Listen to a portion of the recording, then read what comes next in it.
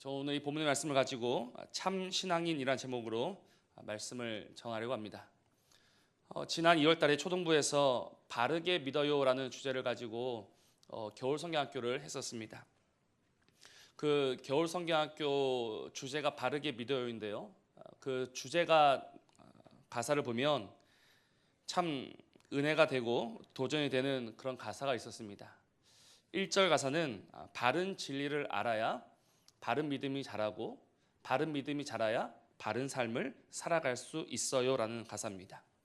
또 2절은 그 바른 삶이 모여야지만 바른 세상이 만들어지고 바른 세상이 모여야지만 우리 하나님께 영광을 올려드립니다 라는 그런 내용이 있었습니다.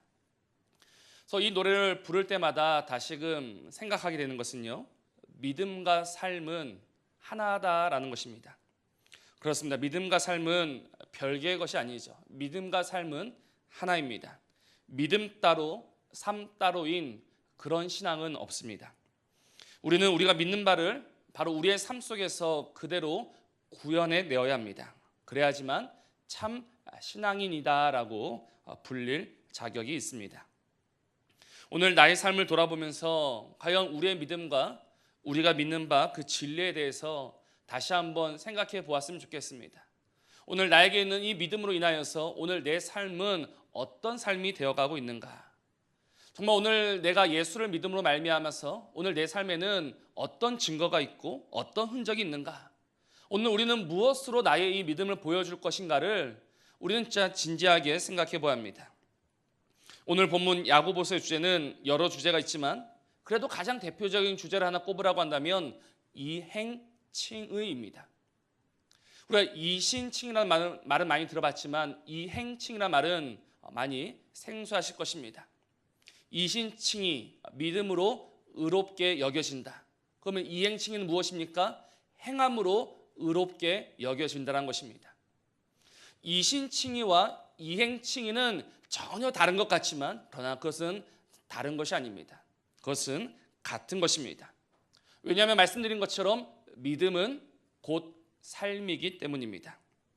그래서 야고보서 2장 17절과 18절을 보시면 이런 말씀이 있죠. 야고보 사도가 이르기를 이와 같이 행함이 없는 믿음은 그 자체가 죽은 것이라. 어떤 사람은 말하기를 너는 믿음이 있고 나는 행함이 있으니 행함이 없는 너의 믿음을 나에게 보여라. 나는 행함으로 나의 믿음을 너에게 보이겠다라고 했습니다. 그러니 행함이 없는 믿음이라는 것은 얼마나 공허한 것인지 모릅니다. 행함이 없는 믿음이라는 것은 그 자체가 죽은 것이며 울리는 꽹과리와 같은 것입니다. 아무런 의미가 없는 것이죠. 그러니 우리는 우리의 믿음을 반드시 우리의 삶을 통해서 증명하고 보여주어야 합니다.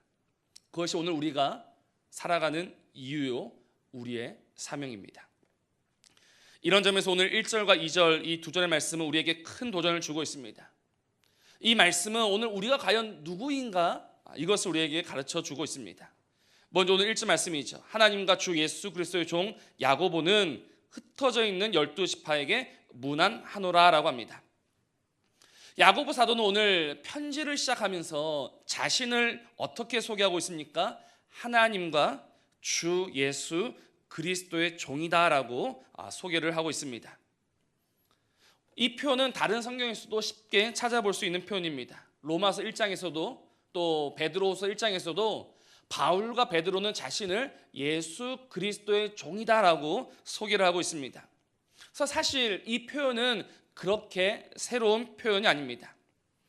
하나님과 예수 그리스도의 종이라는 말은 의뢰하는 그런 인사말로 여겨질 수도 있습니다.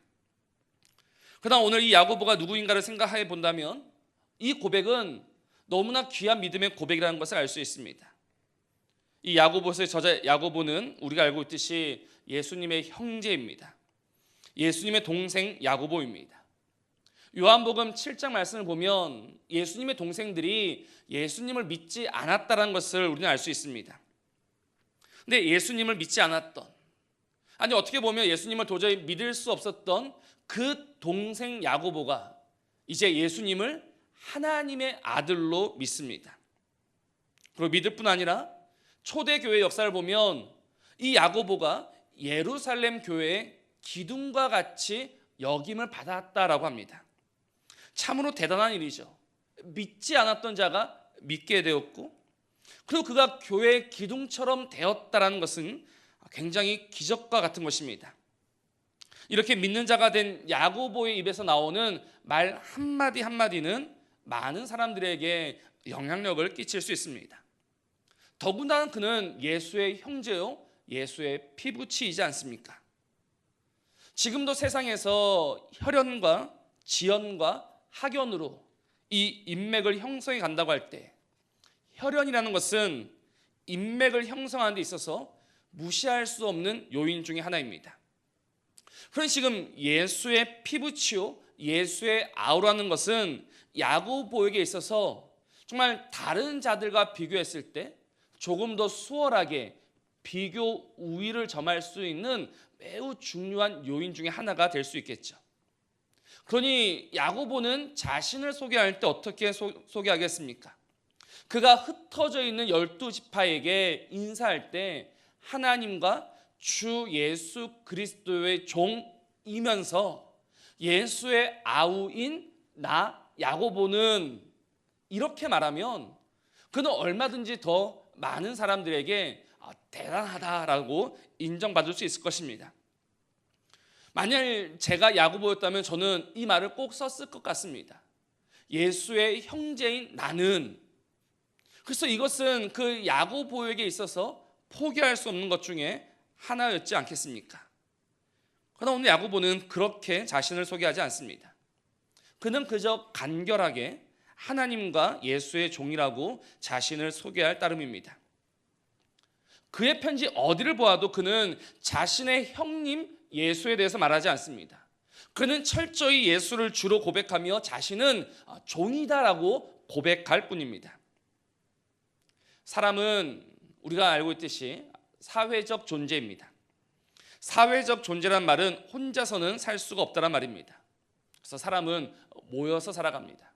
모여서 도움을 주고 도움을 받으면서 살아갑니다. 그래서 이 사회적 존재다라는 말은 관계적인 존재다라고 바꿀 수 있습니다. 서로가 어떤 관계를 맺고 있는가. 그래서 나에게 좀 도움이 되는 관계면 우리는 그 관계를 조금 더 가까이 하려고 하고 조금 더 붙들고 있으려고 합니다. 나에게 좀 도움이 되지 않으면 조금 멀리하고 조금 가벼이 생각합니다. 왜냐하면 사람은 어쩔 수 없는 관계적 존재이기 때문입니다. 사람은 관계를 통해서 존재합니다. 그리고 그 관계가 분명 자신의 가치를 결정하기도 합니다. 그렇게 지금 야고보는 자신이 이 예수의 동생이라는 매우 중요하면서 매우 가치 있는 이 혈연이라는 관계를 그는 가지고 있습니다. 이것은 부각되어야 되고 드러나야 합니다. 그럼 많은 사람들은 배나 더 그를 존경할 것입니다. 그러나 그는 이 모든 것은 감추고 오직 자신을 하나님과 예수의 종이요 노예다라고 소개합니다. 그 이유가 무엇입니까? 그것은 지금 야고보가 가지고 있는 여러 관계 중에서 단연 으뜸되며 가장 소중하며 절대 놓칠 수 없는 관계가 바로 하나님과의 관계다라는 것을 그는 이 자신을 소개하는 말로 보여주고 있다는 것입니다. 오늘 야고보는 많은 사람들에게 어떤 사람으로 인식되기를 바라고 있느냐? 그는 그가 가진 믿음으로 인하여서 그는 하나님의 사람, 하나님의 종, 주 예수의 종으로만 기억되고 싶었다라는 것입니다. 이것이 바로 야고보가 가지고 있었던 믿음인 것이죠. 그러면 사랑하는 성도 여러분, 오늘 우리는 누구입니까? 우리는 우리 스스로를 어떻게 정의할 수 있습니까? 또 나 아닌 다른 사람들에게 가장 보여주고 싶은, 정말 다른 사람들이 이것만큼은 알아주었으면 하는 모습은 어떤 모습입니까? 나는 과연 누구누구의 사람으로 기억되고 싶습니까? 어떤 기사를 보니까 사람들은 30대 때에는 배우자를 자랑하는 재미로 살고 40대와 50대는 자식을 자랑하는 재미로, 또 60대와 70대는 손자, 손녀 자랑하는 재미로 살아간다라고 그런 기사를 본 적이 있습니다. 틀린 말이 아닌 것 같습니다. 젊을 때는 누구누구의 아내, 누구누구의 남편으로, 또 조금 나이가 들면 누구누구의 엄마와 누구누구의 아빠로, 또 조금 시간이 지나면 누군가의 할아버지와 누군가의 할머니로 우리는 살아갑니다. 우리는 이런 관계 안에서 재미를 찾고 즐거움을 찾고 있습니다.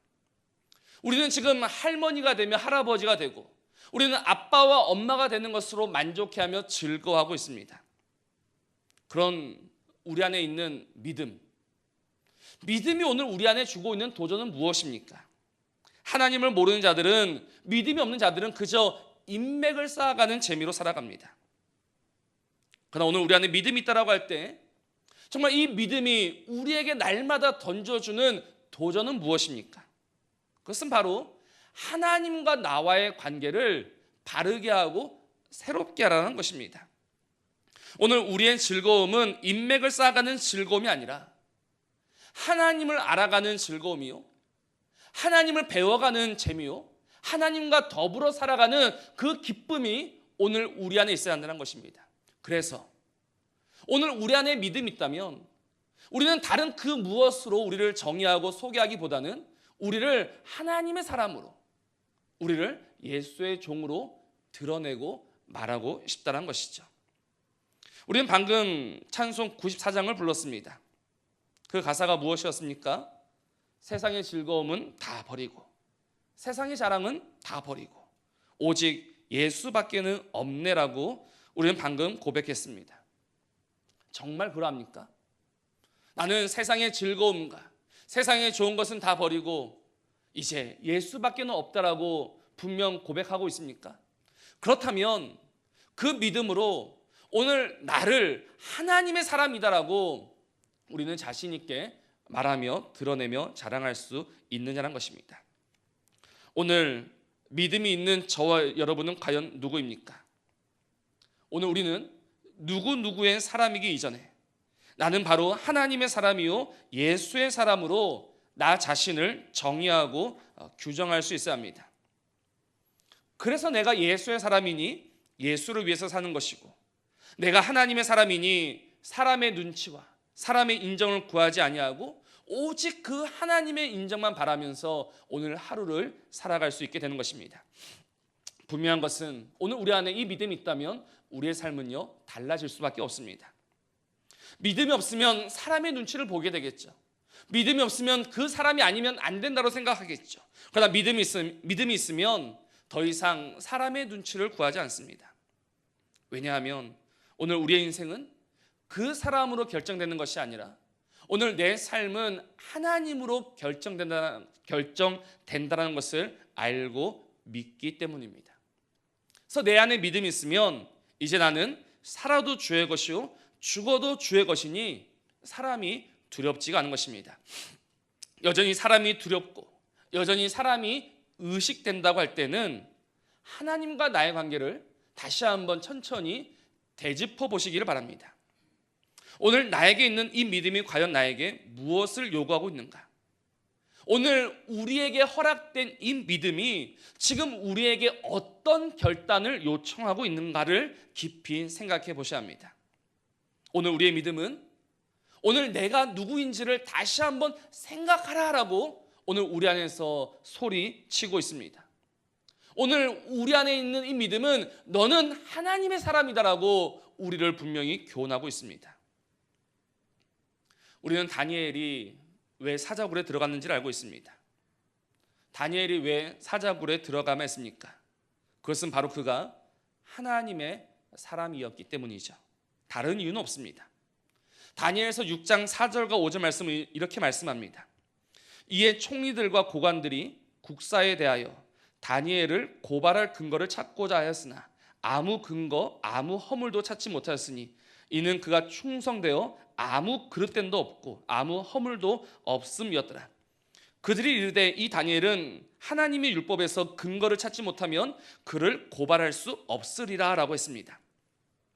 다니엘은 사자굴에 들어갈 만한 어떤 허물, 어떤 잘못도 없었습니다. 일단 그가 모든 것을 버리면서 심지어 목숨까지 포기하면서까지 그 사자굴에 들어가만 했던 이유는 그는 하나님을 사랑했고 그는 하나님의 사람이었기 때문입니다.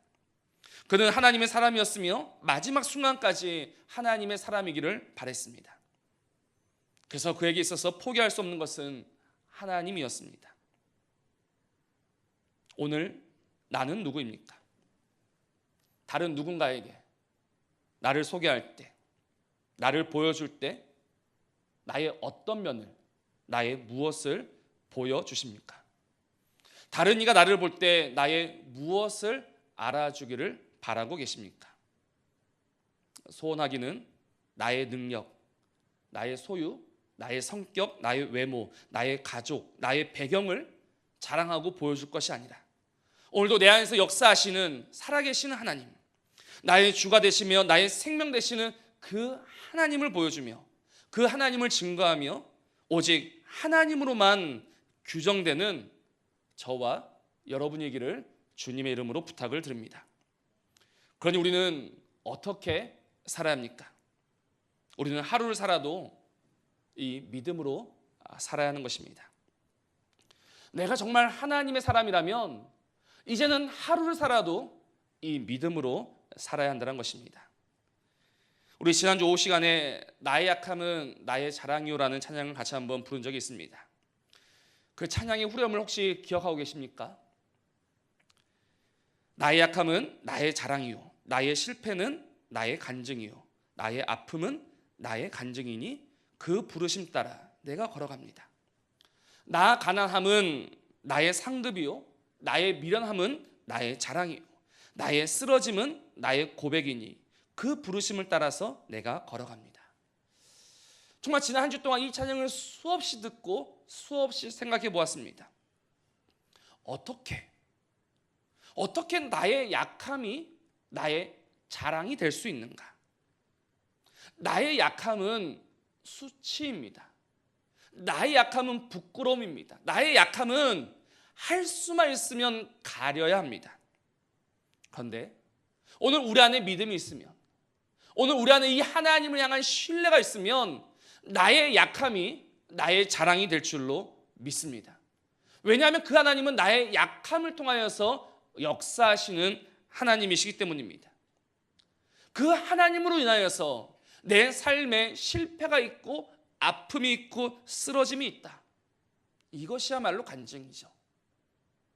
진짜 간증이라는 것은 오늘 내가 얼마를 벌었다, 오늘 내가 어떤 일을 했다가 아니라 오직 내 안에 계신 그 하나님으로 인하여서 오늘 나에게 이 아픔이 있었고 이 눈물이 있었고 이 연약함이 있었고 이 쓰러짐이 있었지만 그러나 나는 그 하나님으로 인하여서 오늘 이때까지 살아왔고 걸어왔습니다.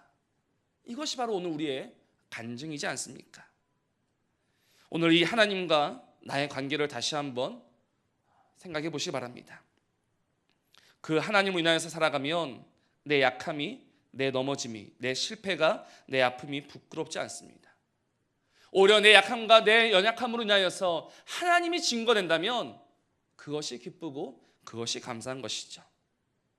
오늘 이 귀한 믿음의 삶으로 부르심을 받은 성도 여러분, 우리는 하나님을 도구와 수단으로 삼지 않습니다. 하나님을 도구와 수단으로 삼지 않는다는 것은 하나님을 통하여서 다른 것을 구하지 않는다는 것입니다. 내가 잘 먹고 내가 잘 살기 위해서, 내가 건강하고 내가 잘 되고 내가 성공하기 위해서 하나님을 믿는 것이 아니죠. 하나님을 믿는 것은 그 자체가 이유요 목적입니다.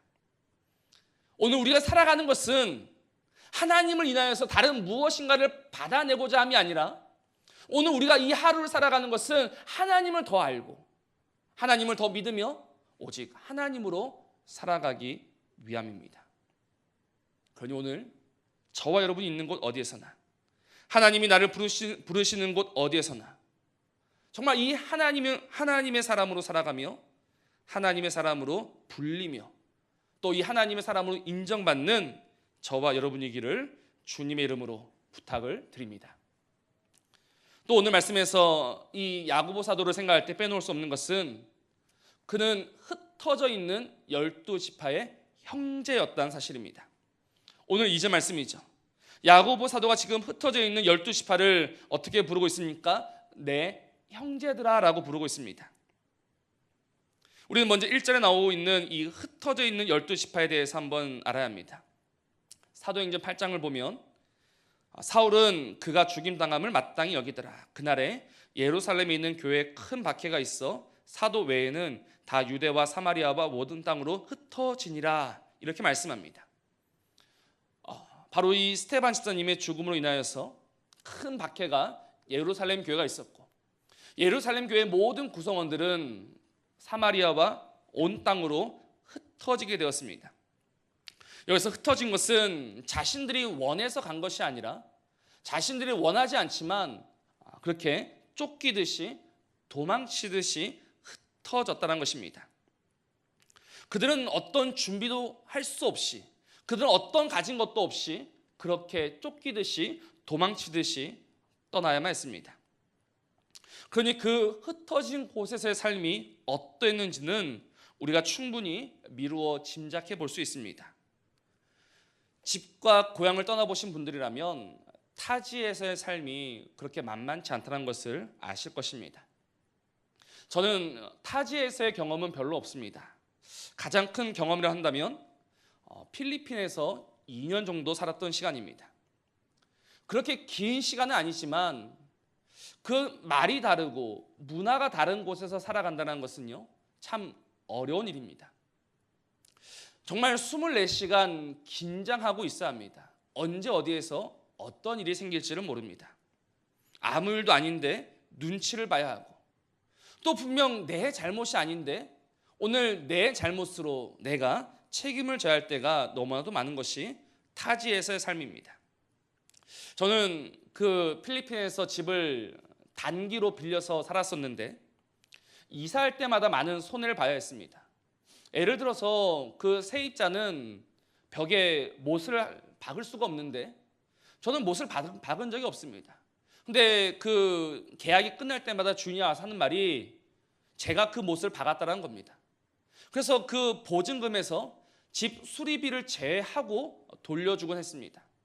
좀 사는 요령이 있었다면 미리 사진을 찍어 놓든지 이렇게 준비를 했을 터인데 잘 모르니까 그렇게 덤터기를 쓸 수밖에 없다는 것이죠.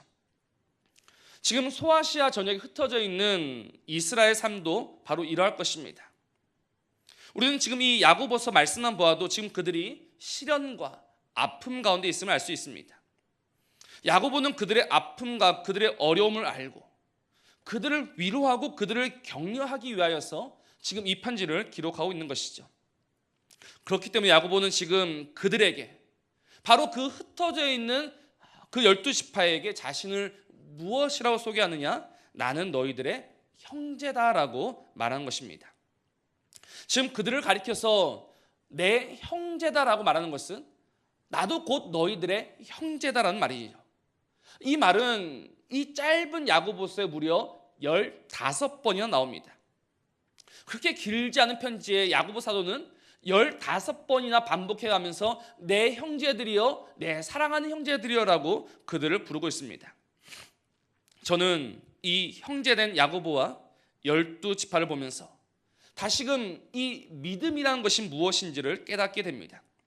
저는 앞서 믿음은 하나님과 나의 관계를 통해서 드러난다라고 말씀을 드렸습니다. 믿음에 있어서 하나님과 나의 관계는 아무리 강조해도 지나침이 없습니다.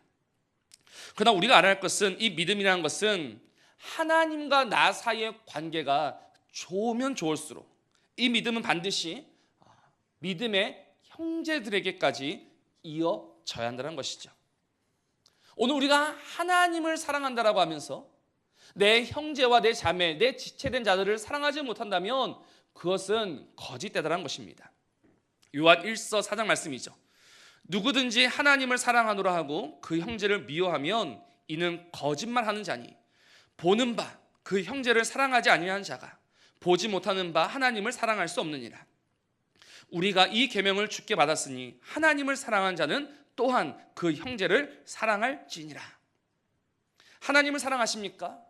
그러면 반드시 그 믿음으로 형제를 사랑해야 하는 것입니다.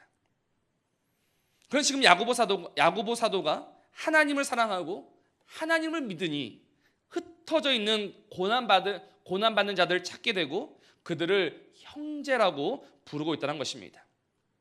야고보 사도는 지금 그들을 형제로 받아들임으로 자신의 믿음이 진실되다는 것을 보여주고 있습니다. 그렇기에 오늘 저와 여러분 안에 믿음이 있으면 이 믿음은 먼저는 하나님을 향하고 또한 이 믿음은 이제 어디를 향해야 합니까? 이 믿음은 교회를 향해야 한다는 것입니다. 앞서 사람은 관계를 통해서 정의된다라고 말씀을 드렸습니다. 그렇게 오늘 우리가 믿음의 사람, 우리가 참 신앙인이라고 한다면 우리는 누구와의 관계를 통해서 우리를 보여줄 수 있는가? 하나님과의 관계를 통해서 또 교회와의 관계를 통해서 우리의 믿음을 보여줄 수 있다는 것입니다. 오늘 눈에 보이는 교회를 사랑하고 눈에 보이는 교회를 섬기는 자라야 하나님을 사랑하는 자요 하나님을 섬기는 자가 될 수 있는 것이죠. 이런 관점에서 오늘 우리 교회를 보시기 바랍니다. 교회를 보라는 것은 건물을 보라는 것이 아닙니다. 교회를 보라는 것은 바로 하나님이 나에게 허락하신 내 형제와 내 자매를 보라는 것입니다. 오늘 내 형제와 내 자매를 보면서 무엇이 보이십니까? 오늘 우리의 지체들을 볼 때마다 오늘 우리의 눈에 들어오는 것은 무엇입니까? 그들의 연약함이 먼저 보입니까? 아니면 그들의 허물이 먼저 보입니까? 그들이 잘하는 바가 먼저 보입니까? 아니면 그들이 못하는 바가 먼저 보입니까? 사람은요 참 간사한 존재입니다. 어떤 TV 프로그램에서 이런 실험을 했습니다. 당신에게 1억을 줄 터인데 만일 당신 1억을 받는다면 당신이 가장 싫어하는 사람에게는 100억이 주어집니다. 그 1억을 받겠습니까? 안 받겠습니까? 라는 질문이었습니다. 아무것도 아닌 질문이죠. 내가 1억을 받을 수 있습니다. 근데 내가 1억을 받는데 내가 가장 싫어하고 내가 가장 미워하는 사람이 100억을 받습니다. 여러분들 같으면 어떻게 하시겠습니까? 거기에 나왔던 많은 연예인들이 그들은 부여해서 그런지 몰라도 그 1억을 포기했습니다. 내가 1억을 포기하면 포기했지 내가 싫어하는 사람이 정말 그 꼴 보기 싫은 사람이 잘 되는 것은 볼 수가 없다는 것이죠. 그것이 바로 세상 속에서의 관계입니다. 오늘 교회 안에서의 관계는 어떠합니까? 주님이 피로 값주고 사신 형제요 자매라고 하면서 왜 그렇게 우리 눈에는 그 사람의 미운 것이 보이고 허물이 보이고 그 사람의 약점이 보이고 그 사람의 모자란 부분이 보입니까? 오늘 우리에게 정말 믿음이 있습니까? 오늘 우리에게 어떤 믿음이 있다라고 말할 수 있습니까? 교회는 흠 없는 자들의 모임이 아닙니다. 주님은 흠 없는 자들을 부르신 바가 없습니다. 주님은 오직 우리처럼 흠이 많고 연약한 자들을 부르셨습니다. 이 흠이 많고 연약한 자들을 부르셔서 하나 되게 하신 분이 주님이십니다. 그러니 오늘 내 안에 믿음이 있으면 상대방의 허물을 보면서 상대방의 약점을 보면서 내가 그것을 어떻게 감당해 줄 것인가, 내가 어떻게 그것을 덮어줄 것인가를 생각해야 합니다. 그것이 믿고 그것이 정말 보기 싫어서 눈을 질끈 감아버리는 것이 아니라 오늘 우리 안에 있는 믿음으로 말미암아 어떻게 하면 내가 저 사람의 연약한 부분을 감당해 줄 것인가, 내가 어떻게 하면 저 사람을 잘 섬길 것인가를 생각하고 실천해야 한다는 것입니다. 오늘 우리에게 이 믿음이 있기를 바랍니다.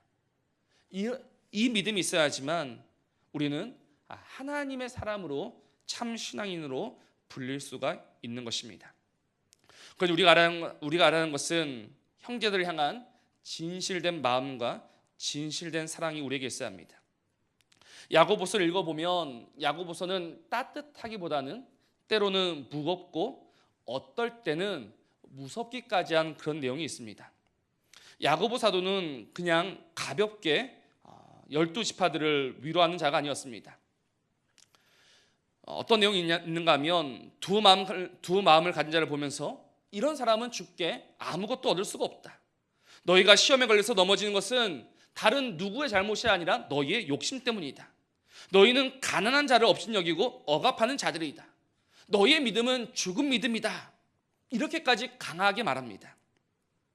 그러나 그가 이렇게까지 강하게 이야기했던 것은 그가 진실로 그 흩어져 있는 12지파들 향한 사랑이 있었고 또 그 마음이 있었기 때문입니다. 그는 이 마음으로 하나님이 피로 값주고 세우신 그 교회를 살리기를 원했습니다. 오늘 우리도 바로 그러해야 합니다. 오늘 우리도 어떻게 해서든지 정말 이 교회를 다시 한번 하나님이 기뻐하시는 교회요, 하나님이 원하시는 교회로 우리가 감당해야 될 책임이 있습니다. 그럼 우리는 무엇을 해야 할까요? 그러면 우리는 무엇을 해야 하겠습니까? 오늘 우리가 정말로 이 교회를 사랑하고 이 교회를 위한다면 우리는 많은 말을 하는 것이 아니라 우리의 입에 스스로 재갈을 물릴 수 있어야 합니다. 그것이 바로 믿음의 실력이죠. 야고보서 1장 19절 말씀입니다. 듣기는 속히 하고 말하기는 더디하며 성내기도 더디하라라고 합니다. 그리고 이어서 26절 보면 누구든지 스스로 경건하다 생각하며 자기 혀를 재갈 물리지 아니하고 자기 마음을 속이면 이 사람의 경건은 헛것이라라고 합니다. 좀 극단적으로 이야기해서 오늘 우리의 믿음으로 형제를 사랑하고 자매를 사랑한다라고 할 때 나는 나의 입을 굳게 다물 수 있어야 한다는 것이죠. 그것이 옳다는 것입니다. 그럼 어떤 분들은 이렇게 물을 것입니다. 방금 전까지 형제와 자매를 진실된 사랑으로 건면하라라고 해놓고 또 지금에 와서는 말하지 말라는 것은 과연 무엇입니까? 그것은 앞뒤가 안 맞는 것이지 않습니까? 라고 묻는 분들이 있을 것입니다. 그렇습니다. 모순입니다. 근데 제가 이 말씀을 준비하면서 한번 생각해 보았습니다. 야고보 사도가 그 흩어져 있는 12지파 형제된 자들에게 편지하면서 정말 할 말이 1장에서부터 5장까지 정말 이것이 다였을까? 정말 야고보 사도가 하고 싶은 말이 이것이 전부였을까? 아마 우리 같았으면 5장이 아니라 50장, 100장을 썼을 것입니다. 그러나 야고보 사도가 5장을 썼다는 것은요, 정말 줄여서 정말 압축해서 정말 해야 될 그 말들만을 매우 무거운 마음으로 여기 옮겨 적었다는 것입니다. 저는 확신합니다. 그에게 형제를 향한 사랑이 없었다면 그는 훨씬 더 많은 말들을 했을 것입니다. 그에게 형제를 향한 마음이 없었다면 그는 더 많은 찌르는 말들을 했을 것입니다. 그러나 지금 이 야고보의 편지는 그 흩어져 있는 교회들을 향한 권면과 사랑이 압축되어 나온 매우 무거운 말들입니다. 그래서 아픈 말이지만 힘든 말이지만 오늘 이 말은 사랑의 말이며 권면의 말이며 위로의 말이며 믿음의 말이 되는 것입니다. 오늘 우리도 우리 교회를 이렇게 사랑했으면 좋겠습니다. 교회를 보면서 왜 하고 싶은 말이 없겠습니까? 또 교회를 위해서 말을 한다고 할 때 우리가 어떻게 가벼운 마음으로 하겠습니까? 그러나 교회를 사랑하기에, 교회를 위하기에 우리는 한 번 더 생각하고 한 번 더 걸을 수 있어야 합니다. 2번 더 생각하고 3번 더 걸을 수 있어야 합니다. 그것이 바로 믿음의 실력이 되는 것입니다. 고린도전서 13장 말씀을 보면 내가 내게 있는 모든 것으로 구제하고 내 몸을 불사르게 내줄지라도 사랑이 없으면 아무 유익이 없다라고 했습니다. 아무리 많이 구제하고 아무리 많이 헌신하고 아무리 많이 권면해도 거기에 사랑이 없으면 아무것도 아닌 것이 되는 것이죠. 그러니 오늘 한 교회로 부름을 받은 성도 여러분, 우리가 하나님을 사랑하고 하나님을 믿으니 내 형제와 내 자매를 진실되이 사랑하는 저와 여러분이기를 부탁을 드립니다. 허물을 보면서 부족한 것을 보면서 그것이 내 허물이요, 그것이 나의 부족함이요, 내 약점임을 우리는 깨달아야 합니다. 그래서 정말 이 무거운 마음으로 이 교회를 사랑하며 이 교회를 통하여서 저와 여러분의 믿음이 참 믿음으로 드러나게 되기를 주님의 이름으로 부탁을 드립니다. 한 청년이 이런 문자를 보내주었습니다. 작년 한 해 동안 참 어려운 일들이 많이 있었습니다. 그런데 오늘 말씀을 들으니 올해도 참 힘들겠다 싶습니다. 그래도 감사한 것은 그 고난으로 인하여서 하나님이 나타나시고 하나님이 영광 받으신다니 조금 위로가 됩니다라는 그런 문자를 받았습니다. 그 문자를 받으면서 참 감사했습니다. 왜냐하면 오늘 우리의 믿음은 하나님을 위한 믿음이기 때문입니다. 오늘 나의 위로와 나의 유익이 먼저가 아니라 하나님이 먼저이지 않습니까? 그래서 이 믿음으로 다시 한번 내 삶을 하나님에게 내어드리고 하나님으로 살아갈 때 하나님은 우리의 믿음을 인정해 주실 것입니다. 오늘 우리의 믿음은 과연 무엇을 위한 것입니까? 오늘 하나님이 우리에게 믿음을 주심은 누구를 위한 것입니까? 첫째는 하나님을 위한 것이요, 또 교회를 위한 것입니다. 그러니 정말 하나님을 사랑하시면서 또 교회를 위하시면서 이 참 신앙으로 살아가는 저와 여러분이기를 주님의 이름으로 부탁을 드립니다.